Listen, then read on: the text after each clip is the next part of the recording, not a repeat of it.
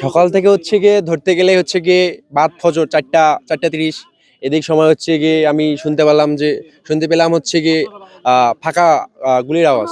তো তখন থেকে হচ্ছে গিয়ে আমরা মূলত বাহিরে, আমরা সহ পুরা এলাকাবাসী হচ্ছে গিয়ে লাঠি সোঁটা নিয়ে প্রস্তুত। হ্যাঁ, তো আহ, পরিস্থিতি পর্যায়ক্রমে এমন ভাবে আসতেছে, আমরা যে আমাদের বাংলাদেশ বিজিবি চাইছিল যে আমরা হচ্ছে গিয়ে পতাকা বৈঠকের মাধ্যমে হচ্ছে গিয়ে ওদের যারা যে 11 জনকে পুশ ইন করছে সেই 11 জনকে পুশ আউট করে দিব, তাদেরকে আমরা ভিতরে পাঠাই দিব, কোনো আর কথা শুনবো না।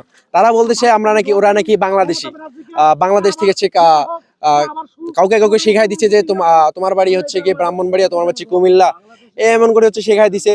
তো আমরা জিজ্ঞাসা করলাম যে আপনার বাড়ি যদি কুমিল্লা হয়ে থাকে আপনি হচ্ছে গিয়ে জাতীয় পরিচয়পত্র দেখান, দেশীয় যে একটা ব্যাপার স্যাপার আছে, হ্যাঁ, সেই দিক দিয়ে হচ্ছে কি আপনি হচ্ছে সেই ফর্মালিটি গুলো মেনটেন করে তারপর আসেন। অথবা আপনারা যদি পাঠায় দেন, আপনারা চিঠির মাধ্যমে পাঠায় দেন। তো তারা সেখান থেকে হচ্ছে গিয়ে কোনো রেসপন্স করে নাই। বিজিবি দেখি বিজিবি ভাই বসিয়েছে, এখন এই লোকগুলো বাংলাদেশ ঢুকেছে, বাংলাদেশ থেকে আবার ভারত দিয়ে দিছে আমার পুলিশ।